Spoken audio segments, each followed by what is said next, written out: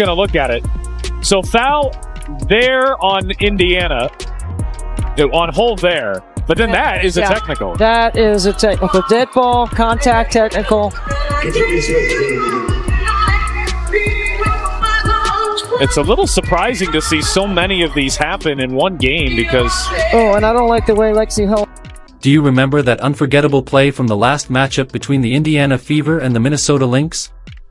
Well, this time around, it looked like Lexie Hull got her ultimate payback against Kayla McBride. In their previous meeting, McBride's elbow connected squarely with Hull's face, and shockingly, the referees penalized Hull instead of McBride. But in the Fever's statement victory over Minnesota, Hull delivered an answer of her own, and the entire arena was left stunned. This wasn't just a highlight for the reel, it was a moment of personal redemption, a clear display of toughness, and a perfect snapshot of Indiana's resilience. It symbolized not only how far Hull has come but also the grit of the Fever as a whole. Want to know exactly what that moment was, and how it reflects the Fever's incredible late-season surge as they push toward the playoffs? Make sure you show some love for Lexie in the comments down below, because this story deserves recognition.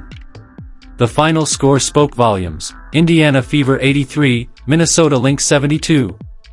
The Fever ended their regular season with a powerful exclamation point, riding into the postseason on a 3-game winning streak and carrying serious momentum. The big question throughout this stretch was simple: how does a team manage to survive when nearly half of its rotation disappears to injury? The Indiana Fever had to confront that reality head-on. Game after game, names piled up on the injury report. Caitlin Clark was sidelined with a lingering groin injury. Sophie Cunningham was ruled out with an MCL tear. Sydney Colson went down after tearing her ACL. Chloe Bibby's knee simply couldn't hold up. Ari McDonald fractured her foot. That list alone could make up a dangerous starting lineup, yet instead, every single one of those players was suddenly stuck on the sidelines in street clothes. When you stack all of those losses together, you're left staring at one of the thinnest rosters in the entire league. No amount of preseason planning or depth chart adjustments could have prepared Indiana for a collapse of that magnitude. Of course, many people pointed out that Nafisa Collier wasn't even playing for Minnesota in this game, but that didn't make the win any less meaningful. The Fever knew the Lynx were one of the league's best with or without her, and that their reputation as a disciplined, high-standard team was well earned. Indiana viewed this as a true test, because facing the Lynx meant measuring themselves against the gold standard of WNBA consistency. This matchup was crucial not only for pride but also as preparation heading into the postseason. They knew defending someone like Courtney Williams required precise attention to detail, especially with her lethal pull-up jumper. Having that knowledge and experience gave Indiana a huge advantage heading into playoff basketball. But then came the gut punch announcement: Caitlin Clark's season was officially over. What was first described as a nagging groin issue was now permanent, her name inked onto the season-ending injury list. Her rookie campaign, one that was supposed to catapult the Fever into the national spotlight, was suddenly finished, not with a playoff debut, but with a press release. That kind of news can shatter a team's morale, especially when so much of its energy and identity had been tied to Clark's presence. It wasn't just the roster that felt it, the entire fan base, stretching from Indiana to Iowa, was devastated. Clark wasn't just selling tickets, she was the heartbeat of the season. Losing her seemed like the clearest sign yet that the Fever's playoff hopes could dissolve just as quickly as they had appeared. Despite that, head coach Christy Sides praised the group for their unshakable mindset. She emphasized how impressed she'd been with the players' work ethic and dedication, which she'd seen since the off-season. From training camp all the way through the adversity-filled year, she never had to force energy out of them, it was always there. The women on this roster were wired to grind, to put in the effort every single day, no matter how bleak things looked. That culture of relentless effort became the backbone of the team's survival. Still, without Clark, someone else had to rise to the occasion, and that someone was Kelsey Mitchell.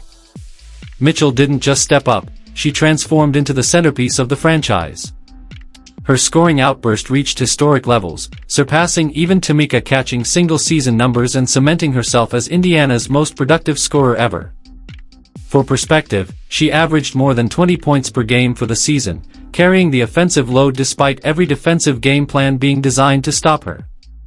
Night after night, while absorbing double teams and constant pressure, Mitchell provided the scoring punch that kept the Fever alive when their season could have flatlined. Her speed and quickness in the open floor were uncontainable, slicing defenses apart with blinding crossovers and fearless drives.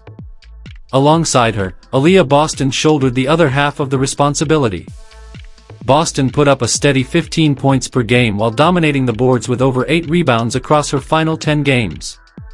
That kind of production wasn't just effort, it was consistency, reliability, and leadership. Boston gave Indiana its anchor in the paint, using her size and skill to body bigger forwards, control the glass, and extend possessions. In a year full of chaos, Boston's steadiness kept the Fever from falling apart. She even set a new franchise record for single-season rebounds, proving just how crucial she was as the team's insurance policy. Defensively and offensively, she stabilized everything.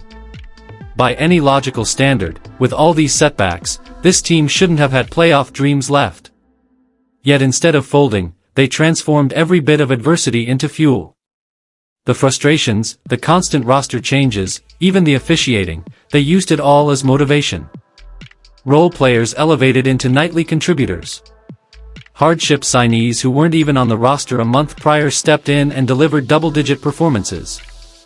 Bench players absorbed more minutes with pride and confidence. The Fever stopped treating injuries like a death sentence and instead rallied around them. That cultural shift didn't just change their play, it reshaped the way fans viewed the team. By the time they faced Minnesota, the conversation wasn't about who they didn't have anymore. The focus had shifted to their resilience and the emotional weight behind every win. This victory over the Lynx wasn't just another game on the schedule, it was survival in the playoff race. Indiana wasn't simply playing out the string of a season, they were proving that they belonged in the playoff conversation. Entering the matchup, the Fever were already locked into the postseason, but there was still room to climb. A victory could push them up the standings, even to the 6th seed depending on other results. To casual fans, that might sound minor. But in playoff basketball, every seed matters. It can mean more favorable matchups, a real shot to make noise, and validation that you deserve your seat at the grown-ups table. What made this moment even more dramatic was how far the Fever had come in just a few short weeks. Not long ago, they had lost 4 of 5 games, momentum gone, fan excitement cooling, and national chatter doubting whether Caitlin Clark's absence had gutted any chance at progress. Most teams in that situation collapse under the pressure. Instead, Indiana completely flipped the script.